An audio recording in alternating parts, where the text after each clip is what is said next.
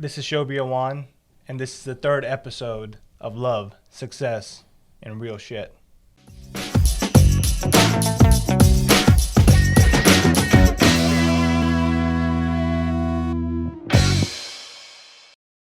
I'm pretty excited and got my 10x cap on because I know we're going to be diving deep into the world of business. And without further ado, I want to talk about an individual that I've known for quite some time now, and he is the prime example of a social butterfly. I think he knows a lot of people in Houston, and he is a person that knows how to maximize his networks as much as anyone does that I know. And I always look for him for ideas and influence. And he's a brand strategist. He has his own digital marketing firm. And there's not much more that could be said about this guy. So without further ado, Mr. Sami Khalik. Thank you for having me. Absolutely, man. I'm excited to have you on, and it's good to see you after a while, man. How's Corona treating you? I know it's been a while, right? We've been all locked up for 6, 7, 8 months now. So it's been an interesting time. It's something nobody has ever experienced before. And how's business been affected any, or? Business was affected, right? I mean, one thing as a marketing agency we had to learn very quickly is not only do you have to pivot yourself, you have to pivot your clients. You have hundreds of clients that you need to change for and evolve if they're going to survive this pandemic and lockdown. So we pivoted very quickly. We saw some loss, of course, everybody did initially, but we evolved, within days of literally sitting in the office 24 hours trying to figure out what do we need to do next to keep our clients and their businesses stable. Yeah, you got to act fast. The world keeps going, and you just got to act really fast, and you're always on top of that. Is business picking back up now? How's it looking a year into Corona? Certain businesses are doing well, right? For example, restaurant industry is still in general struggling. Some of the good restaurants have done really well. They've kind of broken even with their 2019 goal. Some of the other ones have kept about 40 to 50% capacity of what they were originally making in 2019. So it's a very dynamic time. We mainly deal with a lot of government contracts. So for us, we saw increase in communications that we had to do on behalf of the government to general constituents. Our law firm clients, our healthcare clients did quite decent. Healthcare, obviously, partially elective surgeries were shut down. So when it comes to plastic surgeon, med spas, they were closed for partial 2020. But we're seeing a huge rise because that public that was sitting home is now finally able to come out safely with a vaccination on the way. So it's still an evolving market. And on the contrary side, we saw that businesses that chose not to evolve, slowly dwindled and died at the same time. Well, the marketing world, I feel like has either progressed and people have got busier, and some have obviously saw a lot of defeat. So like you're looking at both ends of the coin, and marketing is still a growing business, and we still haven't got to the furthest extent of marketing yet. It's still uncovering in different ways and avenues. So we've been fortunate to get a little bit busier in Corona, but man, some of our clients, just like yours, has seen a lot of defeat. So just the marketing world in general, I think there's different career choices that everybody could make. What was your career choice, and why was it marketing and getting into this bubble when you could probably be doing a number of different things? Kind of just going into a little bit of background, what interested you at what age, and how you became to become where you're at now. So I was I never started with marketing, right? That's the fun story. I always started with cybersecurity. That was my background. Cybersecurity. Right. I had specialized in, ethical hacking. And then I kind of got to, penetration testing. I had a red team that I used to work with. We would go into companies and help them figure out what their flaws were within their IT systems. And slowly over time, I started getting into development. And that's how we started the web development side of my new business, which is the agency now, CGS Digital Marketing. And then eventually it kind of naturally evolved into a marketing agency. But one thing I kind of realized was, marketing is very, very similar to cybersecurity. You have platforms and audience, which are the constraints. And so you have to come up with marketing concepts within those constraints. And it worked really, really well. So it's a huge jump. Industries don't kind of match, but that was my natural progression. We still do some stuff for fun on cybersecurity side, but digital marketing kind of enticed me in. It kind of dragged me in. And it's funny because when I started in digital marketing, a typical family or friends used to think I'm selling some kind of product online, right? They would always be very curious on what are you selling? Are you door-to-door selling? They didn't understand the concept of internet marketing at that time. And so over time, it took a little while for them to understand how important it is. It's all about behavior science, understanding your consumers' behavior and delivering the product to them. And I think you've been in that part of consumption as well, right? Your agency we've done a lot of work with is all about customers consuming content. Right, 100%. And so now 2021's here, and we've kind of realized that 2021 is all about consumption. And 2020 kind of helped formulate that aspect because people were just sitting home. They couldn't do anything. So they needed to actually consume more videos, more content, more posts. And now 2021 has kind of just evolved to a point where people are consuming billions of minutes of content. Right. So no, all that stuff is just mind blowing, kind of just how it all works. But I'm kind of interested in Sammy and in yourself, and what was it like? Did you go to college for this? I did. So my background was computer engineering, Okay. right, which was a mix of software and hardware side. But on the contrary side, like I said, when I got in digital marketing, it was so new. There was no set formula on what to do. So it was basically falling on my face by midnight and then going to sleep all depressed and then waking up fresh again and doing the same thing all over again. So when did you graduate? So I graduated in 2015. Okay. Right, so not that long ago. But most of my experience came from falling on my face and just getting back up.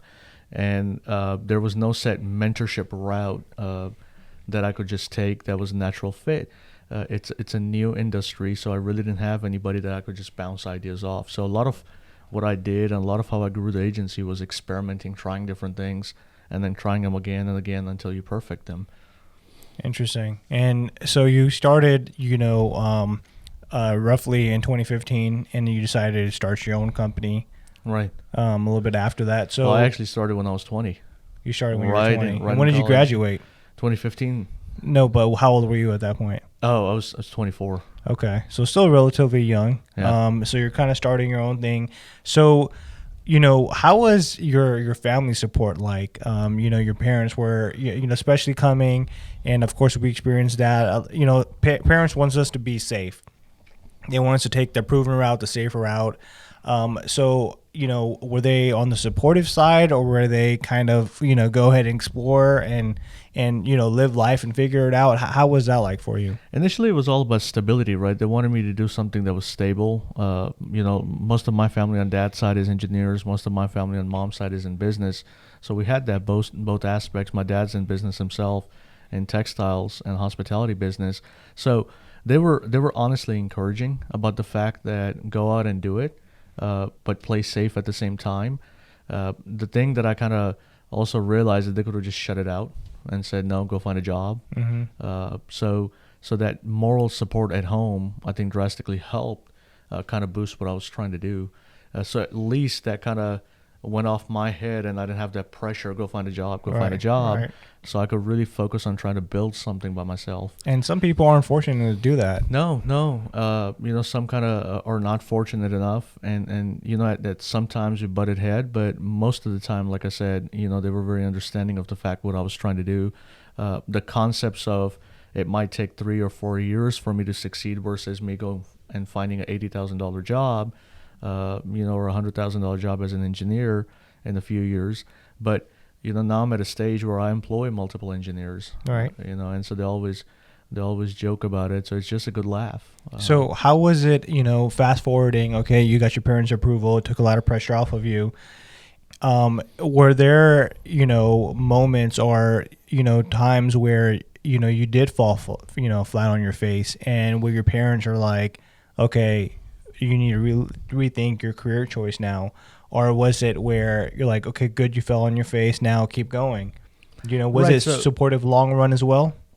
it was supportive long run. I've always been very reserved about myself, so I really never took my failures back home with me. What I was trying to So they do didn't know what was, was going so on. they didn't really know what was going Yeah. on, right? Everything on the up and everything was up and up on the front end, and so I was dealing with a lot of that pressure myself. One of the big losses we see from the general community locally as well is that there's not a lot of push, or there's not a lot of mentorship, and that was one thing that I can obviously look back and say, if I did have it, I might not have tumbled over some things.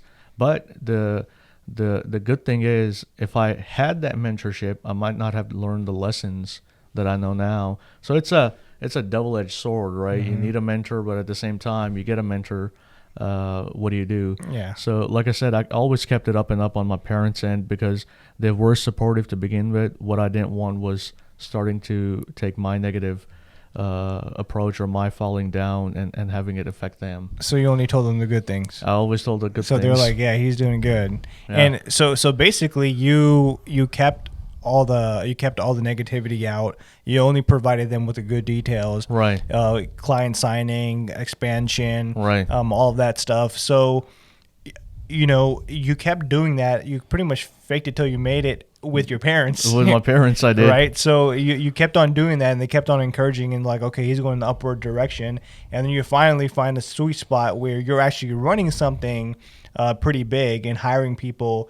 And now you're like, okay, I got something stable going on. So your parents are never along the ride. They're just like, man, he's doing Really well. He's killing it He's out doing there, a right? killer, right? Well, they're gonna watch this, and then they're gonna question me. It was too late when now, right? when I stop by home. But yeah, I mean, it's a lot of times when you get into entrepreneurship, there's no perfect journey. You don't know. There's no step A to Z on what you need to do. So you kind of learn over the time on what needs to happen. Everybody looks at others and says the grass is greener on the other side, but what they don't realize is it takes time. What was one of the flaws that I was kind of dealing with success at the same time was being an old soul, having this agency at a very young age. I was hanging out with folks who were almost double my age, in their 40s, 50s. And so I got to a point where I was doing really well, but instead of, focusing on, hey, I'm actually doing well for my age, I started focusing on, well, that person's doing 10 times better than me, not realizing that person's always, also has been out there for like 25 years doing this. Yeah. And so it took me a little while to kind of get over that concept, being a young age and stuff. And then one thing that I realized very quickly is you have to, you have to celebrate your small successes. You have to just be grateful. And that kind of pulled me back to my center again in the early years of starting the agency, because I was looking and perceiving things the wrong way. And so now I'm at a point where, you and I talk about this all the time. I spend a lot of times mentoring people who are trying to do entrepreneurship or trying to get to have their own businesses. I never discourage them. I always laugh when somebody wants, because some of the agencies will actually hide everything instead of sharing it. If somebody comes and tells me they want to start an agency, I literally tell them everything they need to do. And the main reason for that is for every agency in this country, there's 17,000 small businesses that come and go. So if you think about it, there's plenty of fish for you, me, and everyone in this country. Yeah. When it comes to agency world. And so the tumbling happens. It's fun to look at when somebody comes in, they're in their 18, 19s, and 20s, and they're the thought leader on social media. And I'm sitting there kind of looking at them going, you haven't even started. Yeah. You Yeah, haven't you done got a a project. Somebody will come and tell me that they're doing extremely well. They're one of the top marketers. They're the subject matter expert. And when you kind of look at their resume or their past, they were the marketing director for their club in college, right? Man, it's crazy, right? So being humble, I think, is the key to the whole game. I mean, you definitely named a lot of valid points, and of course you've been through it, so there's definitely that experience there. But now that you're in a mentorship role, what is it like, especially at your age, I know you mentioned that there are people twice your age doing the same thing, a lot more experience. And there might be another Sammy at that time that might have looked back and said, this is what you got to do. This is where a lot of fuck ups happen and all that stuff, right? For you to kind of skip those steps. But then you also probably deal with a lot of naysayers, and I'm Right. sure you get plenty of those. And it sometimes sucks because you hear that from your own community members that are people even in the family that are close to you. So, at that age, you're a little, you're confident in your abilities, but you're still trying to figure the game out. So when you're getting all of these folks, the haters, the doubters, what kind of things were said to you, or what kind of things were you supposed to watch out for? And then how'd you overcome that? I still get not old enough, to have a seat on the table, to all kind of fun stuff like that. Obviously sometimes we deal with like discrimination and stuff here and there with our own community where they want to hire somebody, another race rather than hiring you. So I laugh at it. And my laughing perspective is I sit on 3 different, multi-billion-dollar corporate boards, and here you got these local community organizations that you can't even get in because they have kind of built this perspective about young generation. And I think it's slowly changing. The more and more they're noticing the younger folks and the millennials, the Gen Z taking seats at the boards, they're kind of realizing that they're falling behind. I think it's more of a mental and a culture change that we have to do, or shift to get to that level. But naysayers, I'll tell you, I always use the naysayers the whole time as my biggest motivation. I would channel that anger of somebody kind of putting me down in a way to say I'm going to come back stronger, and it took a while, but then I started realizing it. The biggest realization I had was I had applied for an internship back when I was going to a community college, and the director, social media director at that time, social media was very new, rejected me. She turned me down based on various criterias. And 5 years down the road, one of my gals in the office comes over and goes, "Sammy, you need to look at the resume I just forwarded to you." It was the same director that turned me down, was applying for a job within our company. Wow. So I still have that email plastered on my wall. And so when I'm going in the wrong direction, I look at that email and kind of realize where I'm at to center myself. But I mean, think about it. Time changes for everybody. All you have to do is 2 things: put in hard work and be consistent. Man, people should do what you just did. I try to look for little tricks here and there to kind of get you going, whether it's your morning routine or whatever the case might be. But I think that's good, finding that kind of stuff, because that's a really big moment in someone's life. Like, you might have been pretty interested in signing up for that role and got rejected, and now the same person comes around and asking you for something. So, big congratulations on that. I know that's a good feeling. So kind of, looking at Sammy now, I think you do a great job with connecting people, and you have a great way. You have your own finesse in a way, and you do a great job at it. So, just being able to learn to communicate, to talk with different personalities, how did that come to be? Was that something that you learned also from your parents, or is that something that you had to work on and get better at? I think I had to evolve into that person. If you had looked at me back in middle school, high school, even college, I was that guy in the lunchroom that was sitting by himself, away from everybody else. Or I would be having teachers write me a library pass so I could go chill in library instead of being in the lunchroom. Wow. So more of the nerd kid. And eventually, in college days, I kind of realized that either I evolve or I just stay in that little dome. Wow. And so a lot of people think I'm natural born, butterfly going around, but I'm not. I was way opposite. There's even conflicting personalities now where I'll go like introvert, like during COVID I did for some time, and then I'll come back out again on the go and go. One thing I kind of realized was with connecting people, the biggest thing I realized about connecting people, was that if you're sharing connections, it doesn't hurt. I would have where people will come and go, "Oh, don't connect so and so. You don't want them to start doing business without you." And I just went out and I started connecting people nonstop. And what that really helped with was it was just helping my network grow. At the same time, another thing we do at the agency is very similar to networking, is that If you come to us and we are not the right agency, we'll actually find you a right agency. But what ends up happening then is you trust us. So when you want to send your best friend to go look for an agency, you don't take him to the person who's helping you. You take him to me. And so we use a similar methodology where we connect people. And I've made some of my biggest deals by just connecting folks. I'll take you, I'll connect you with person B, connect them with person C. And then over time, somehow the residual kind of comes back and builds this very strong network. Uh, the greatest example of that was there was a person that I was hanging out with whose business was doing really well, and they kind of crashed over time. So a lot of folks would come to me and say, hey, you're connecting so and so with so many people. His business is kind of gone. His value is kind of gone. Over time, I kept doing it. Eventually, he came back to my office one day, and he's sitting there. He said, hey, I have a client who has a project I need you to look at. So I'm thinking, at this point, I've connected him with so many people. He just, why not? I'll just give it one more shot. I walk in to the meeting, and I left with a 6-figure check, Wow. for that one connection that I could have just given up on. When people said, hey, you're going to like 4, 5, 6 coffees with him, you're just wasting your time. He's a waste of time. And so at this point, from that one person, we've made about 7 figures from his connections. And that drastically helped us, kind of evolve. So networking is the game that people need to look at, and they need to really focus on building relationships if you're going to grow in any business, agency world.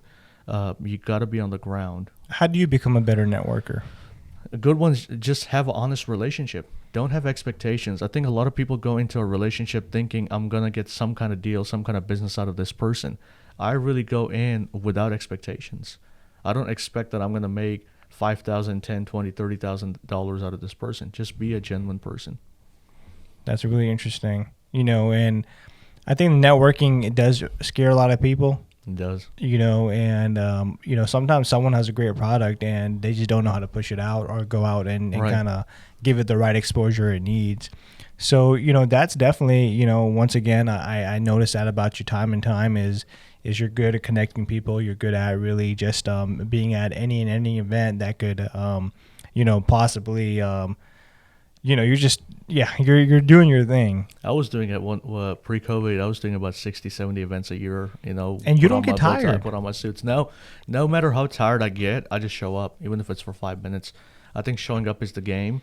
And I've there has been speakers, I'm not going to name, some of the big influencers. I've flown around the country, and they just couldn't believe the fact that I even showed up. Wow. So it's building a relationship takes time, money, and strength. But if it's not genuine, you're not going to get anything out of it. That's amazing. What about for people that don't have a business? They're working a corporate job or something like that. Is network still that important for them? It is. I mean, imagine if you needed to bring somebody else on to help you out too when you were ready to go to that next level ladder to climb up, and you needed to change companies. Your network is your net worth. Mm-hmm. At the end of the day, it's who you know.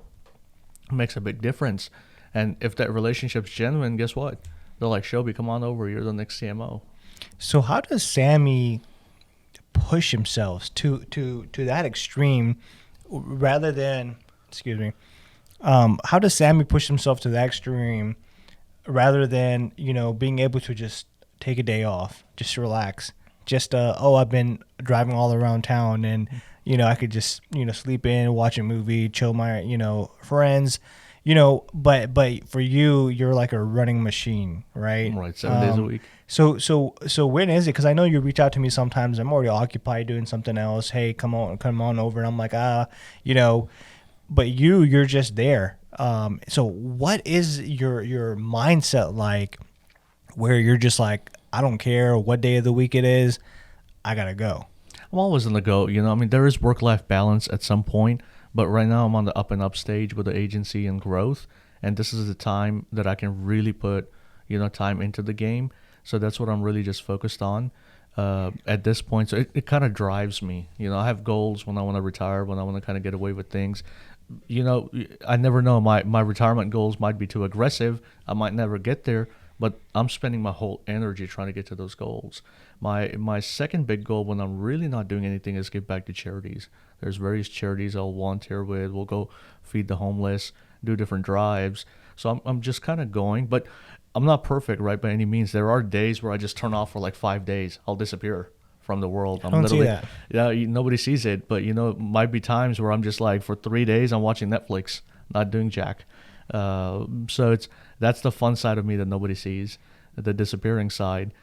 So the aura of me going around and producing so much content that I'm putting out on where I am kind of gives the impression that I'm everywhere in the whole world. That has been gathered over time. So it's just the art that I've kind of perfected slowly, Nice. of scaling and growing. Anybody else can do it, right? I mean, it's sharing your life and what you're doing and who you're meeting kind of creates this credibility. Yeah. And by no means I'm at an age where I'm the go-to guy for social media. I'm still learning. I'm still spending a lot of times. I'll take courses of friends that have produced courses on social media strategies just so I can learn maybe one thing that might enhance my knowledge. So it's a game of learning. That's an extreme case of patience. It is. There's so many social media programs out there, and just kind of sitting in the front of the computer and focusing on one thing, it sometimes mentally drains you. It is. So for you to be able to do that, it's just outstanding, Right. Not only does it drain, I mean, you might be looking at the same concept over and over, right? But like I said, if it's a 6-hour course, I might be waiting for that one thing that kind of helps me out. That's amazing. That's amazing. And then you go and you have a way of also working with people a lot older than you, because I think I've also had the pleasure of meeting people in different industries that are 50, 60, 70 plus, and you're probably the youngest one in that group, and taking pictures and having fun with them. And then I also see you bringing up the youth and the people that are on the rise themselves, or even newcomers, and you're able to really relate to all of them. So with that comes you have to have another kind of art. How you have different type of arts, you need a different type of art for that. So how does that kind of work out for you? Do you have to like switch modes to cater to one versus the other? I do. I really maintain if what one person likes versus the other, right? For example, Shelby might not like to hang out at a bunch of galas every single night with me, but somebody else might. So I really try to cater to who I'm kind of hanging out with. Second thing is earning respect. When you're truly, genuinely building these relationships, people respect you. I met some of the biggest artists and some of the biggest celebrities just by my friends who respect me calling and saying, "Hey, come on over. We're hanging out with blah blah blah," and they just respect the fact that appreciate what they're trying to do, and that's all it is. If you can discipline yourself, you have patience, and you can earn people's respect by building relationship, you're pretty much game in any industry, not just the agency world. 100%. And I remember when you brought me into the Super Bowl gala when it was here. That was awesome. And Ray Lewis, Andrew Peterson, Adrian Garner from Entourage. Right. It was, and many more. Shelby, that I'm sure tried to play poker with Arian Foster. Arian Foster was there. Man, it was very fun. Right. And that's when I'm like, that's another one of the events where I'm like, Sammy is on that hustle right now. And we definitely have to appreciate and learn from that. And I, with your older audience, and I have a question on that is, sometimes you feel intimidated as a person because you might be, okay, networking is important. You got to dress up and show up. Okay, I get that. But now you're dealing with people that are in the industry. You're a newcomer. You don't really know much, but you have access to get around to these events. How do you, go up and meet these people that are twice or thrice your age and be able to hold up a conversation and then be able to like have a communication afterwards to stay in each other's lives, get the contact information, and where do you, like, what's the step, or how do you do it to you meet them, be able to get up the courage to meet them, and then eventually do some business, maybe be a year or 2 years down the line? How does that pan out? Yeah, I mean, so again, you gotta do something either for them, right, before you kind of get into their purview and they kind of realize who you are, or go in through a trusted connection. If you kind of build connections, you kind of have this web of connections that have kind of you've kind of built up, and have other people introduce you. if I'm going and I'm really good friends with 50 Cent and I'm like, here's Shelby, my brother, right? So 50 is going to pay a little different respect versus you going up and saying, hey, 50, how you going? I need a selfie. And then he's just giving you this awkward look. And so you kind of build that trust up over time with your relationships. I've met some of the I've met foreign heads of different nations, and all I did was it was just my friends introducing me to them. I didn't just go up or say I'm gonna put down thousands of dollars to get in front of them. It was just a whole game of respect, trying to get up to these folks. Kevin Hart talks about it in one of his videos. He talks about how he kind of ran into Elon Musk one time, Wow. right, and then he just said, hey, instead of kind of looking very needy because he wanted to do something with Elon, he was just like, hey, I'll see you around. And then they just kind of kept walking. I'm sorry, it was Jeff Bezos who he kind of ran into. And but it's a funny coincidence, right? Jeff kind of remembers, hey, we'll see you later. And so next time Jeff sees him, he's not going to think of Kevin as this needy celebrity that wants to do something with Amazon or him. Right. It just kind of puts a picture in mind. They're humans, just like we are. Right. And so we kind of have to realize that they had to go through struggle, they had journey to go through, and if we can learn something from them, my approach has always been is you study the subject before you go to networking events. I've gone to networking events which had thousands of people, but my whole goal before showing up was that one person in that whole room that I wanted to meet, that I saw on the list. And then you kind of just go in with that mindset, and then it's just a hunting game. Show Right. up, introduce yourself, and don't be afraid to introduce yourself. I think is a big key. So, introducing yourself, I do want to touch on that really quick, but based off what you're saying, it seems like it's hard, or it's a little bit more rare for someone to, force himself to an event. Maybe it might be the one event out of the 3-4 months that they go through, right? They go to it, they meet someone, they're able to spike up a conversation without knowing that person's going to be there, and it translates to a long-lasting relationship. What you're saying is basically you have to put an effort. You have to, study them, know who your target guest or whoever it might be that you want to speak to. Go up to them, talk to them, not be too needy, and continue it that way. So, if I was by myself and I ended up going to a gala that I forced myself to go to, and I surprisingly saw someone that I'm like, okay, I want to go and talk to the person, the chances are not good for me, right? For that Right. for that first meeting, correct? Right, they're not. I mean, you have to, and think of another thing. I've manifested into meeting some of the people I wanted to meet, right? Just by putting them on the vision board. I said I was going to meet this person by the end of the year, and eventually, you just put them on the vision board. And eventually, you do things that kind of gets you to a point where you're meeting these folks that you really wanted to. Again, you can't have expectations from them. Try to give back. You're like you said, you're not going to meet them one time, and then next thing you know, you're sitting at Starbucks. That's very rare. Sometimes you meet that person 2, 3, 4, 5, 6 times before anything comes out of it. But again, having expectations that this is what you're going to expect by meeting them, or this is what's going to happen, is the wrong way to perceive it. In my opinion, you need to go in by truly, genuinely trying to build some kind of a relationship, or you have something to offer them that nobody else can, and then you're like truly, truly amazing. And how do you from that spike that aspect. conversation? Like, how, and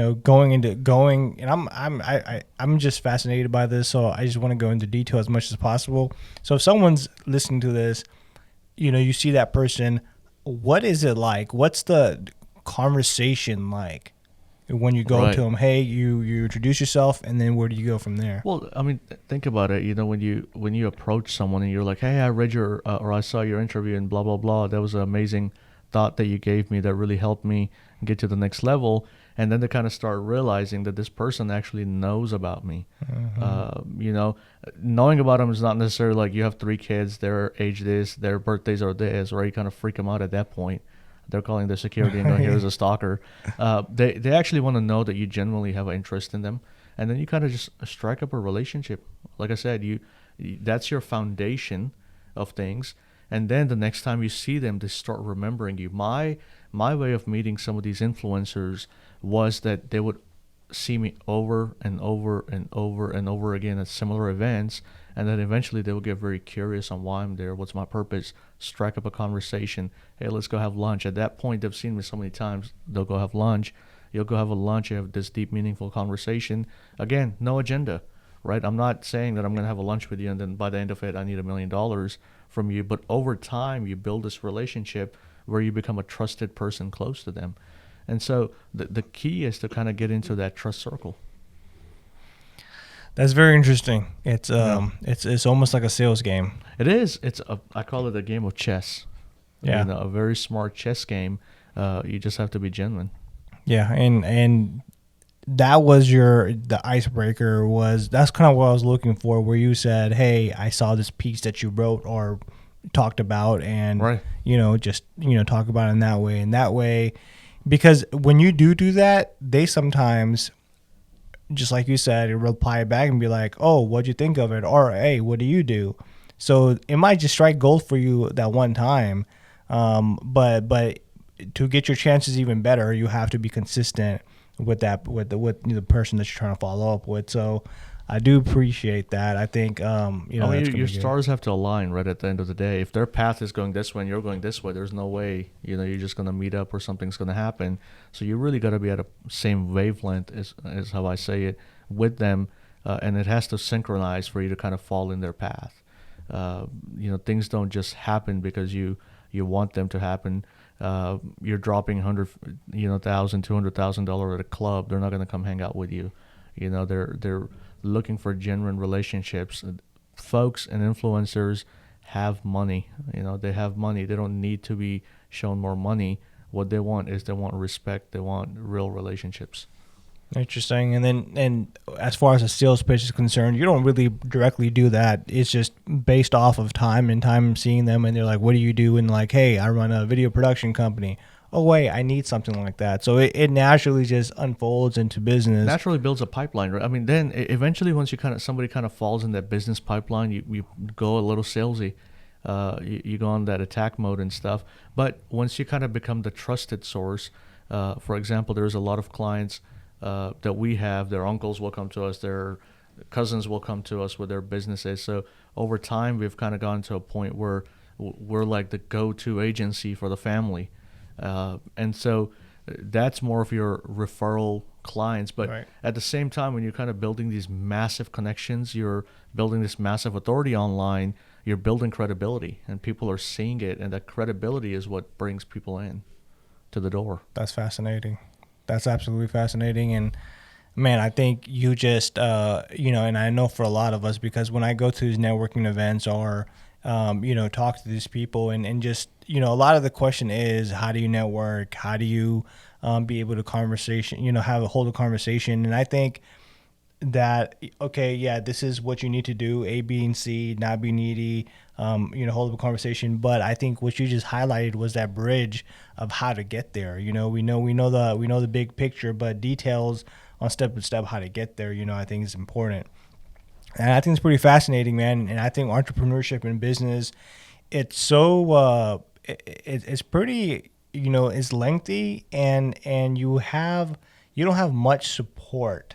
If you were to get a corporate job, you got more people. You've seen memes about it, congratulating and happy for them. But when you're actually trying to run your own thing, you go through a lot, and it's a journey on its own. And not to include that people don't make it easy. You get the haters, you get the doubters, right? So when you get those type of people that just kind of just hate because you do what you're doing your thing, or you're succeeding in this or that, your mindset is just to keep going and kind of just blindfold them out. Or how do you go about that? Always, there's a meme that I always put out at least like twice a year, and it says, if you hate me and you watch everything I do, you're a fan. That's how I kind of see it. You got to change your mentality around haters, and the funniest thing, you'll realize it. A lot of those haters, are just fuel. Sometimes there are people who are kind of just jealous of the fact that you're doing something they could never do. You're achieving something that they never could, and it takes time. Again, from our perspective, it takes time. I can't be expected to be Fortune 500 in the next 2 years. All right, and what I have to do is I have to keep playing the game to get to that level. So you're gonna have different levels of hater at different levels of growth. Uh, in early days, my haters were more adults. There were adults who uh, actually kind of envied the fact that we had this solid company and they've been in the market for 20, 30 years and they're still at a basic level. Then when we, grew a little, then the haters kind of became the peers. Then it just became general society. Society will hate on anything if you let them. You just have to let it go and ignore the negative content that they put out. And like I said, the last big thing is use it as fuel. I use haters as fuel, honestly. To me, I want to meet them. Might even take them to lunch. Just free lunch if you hate me. Yeah. Free lunch if you hate me. But that's how you have to kind of look at it. You're gonna have a lot of negative vibes, but if you're really letting them decide your day for 1 minute of hate you get from them, you're destroying 24 hours of your life. Then that's on you. If you're letting them sink you down, push you down, that's all on you. Just ignore them and keep on going. No, man, and it takes a special mind to do that, to be able to use that as fuel, to turn all the negative into a positives. But man, you see so many, and I've had my fair share of it. Is you let that get to you, right? And it could really be bad, because not only are you dealing with starting your own business and wearing multiple hats, and maybe not have the ones that you want supporting you support you 100%, but you might deal with and I've been fortunate enough that I haven't had anyone that has said anything directly to me, but there's people out there that I hear these stories, and their own siblings or cousins or someone says, "You suck, you'll never succeed." And Right. sometimes I'm like, is that true story? But come to know, it really is. And I'm like, okay, I have barely got the bad end of the stick. My main thing growing the business was I would want all my family members and everyone to support you, but things don't always turn out that way. But I never had any negative people say anything to me. Have you endured any of that stuff? I mean, I have done my fair share of it. I still remember we did our first project for a client. It was like a $200 project, which we don't even touch nowadays. And when the project came in, we started doing it. We were doing everything right, but the client was very, very, oblivious with things on their end. So we would try to tell him, hey, you need to do this on your end. We're doing our piece to make changes happen. So he just got fed up with it, and he said he wanted his $200 back. He's going to leave us a negative review. So I'm literally sitting there for 2 weeks, sleepless, depressed. I'm like, oh my God, I'm going to have a negative Google review. What am I going to do with my life? And for me in that moment, it was like, it's over. All right. And then now I think about it, I laugh at it. I literally sat depressed for $200 and a negative review for 2 weeks. I wasted 2 weeks of my life in that moment. Wow. Kind of just living up to that guy and he never left a negative review. Oh. So You're just worried about what could have happened. What could have happened. Yeah. And I could have just gone over it and kept going. And now somebody tells me that, I'm like, see you later, dude. Yeah. All right. You Peace just kind out. of, yeah, peace out. You kind of walk away. Or, we get to a client who's really not listening when they're being told what to do, or they don't see the faults on their side. We'll just tell them, see you later, and fire them. And so I'm not afraid to fire clients anymore for the right reasons. And so you'll deal with that hate. The biggest thing with the naysayers, when you were talking about it, is I know I'm mentioning Elon a lot. Is I've also been reading up on him recently, but Elon had recently done a 60-minute interview where he kind of talked about how he started tearing up, and he was talking about how his ideals, the moonwalkers, and some of the biggest people he look up to, Buzz Aldrin and stuff, actually said that he would not be successful. He would never be able to put a rocket in space because he was a private agency with his money and his type of thing. So he kind of tore up about the fact that really hurt him, that his ideals, the whole world's ideals, are looking at this guy and saying he's not going to be able to do it. And guess what? Think about it. Just last year, he put human in space, which is one of the biggest achievement by any single person in the whole world. And now he's the richest man. He's the richest man, right? He's gonna keep going up and down from 1, 2, 3. But who cares when you're in the top 10? Yeah, You're 100 billion club. Has so much money that he can spend $1 million a day and never be over in his lifetime. Man, it's so business is just so much detail that goes into it, and It is, but it just comes down to three things, right? Your patience, your hard work, and your consistency. And then all three of those, plus keeping your head down and just ignoring everything around you. Um, and Shelby, you hang out in Houston a lot, so you'll see these guys with fancy Lambos, cars, houses, showing off. It's one thing I've learned is it's always the new money that jumps a lot, all right? And so they're kind of trying to show off this new money they've earned by walking around with fancy cars. Well, they could have just kept their head down and multiplied that sucker, times three, times 10, true. if they're really focused on it. And that's a key. You really gotta humble yourself, and disappear for a little bit, and then come back bigger and stronger. Yeah, I do that quite often. Yeah, those You are know, my 3 days on Netflix. I disappear for a few yeah, days. I went out for a little bit and I came back with a podcast. So You did, you did, you you know, did disappear for a little bit. yeah, man. I had a lot of things going on, Yeah, 2020 as well. So, I think, man, I knew you would be a great guest on the show, and I I know appreciate you it. would provide a lot of great insight for just anyone that's trying to get into the business stuff, or someone that wants to learn how to network properly. So, I definitely want to do more sessions with you. I want to get you back over here, and we can definitely talk about different topics and get more detailed about certain areas in business. So, I think that would be a great thing to talk about. So I do appreciate you coming and stopping by. I do want to allow you a little bit of time to kind of let everyone know what you do, what type of business you run, and what you can provide for your potential consumer. So again, I run a digital marketing agency called CGS Digital Marketing. It's a full service agency that does from branding, web development to social media strategy and implementation. Majority of our clients are medium to large size companies. But in 2020, we've launched a small business division that focuses specifically on startups and small businesses.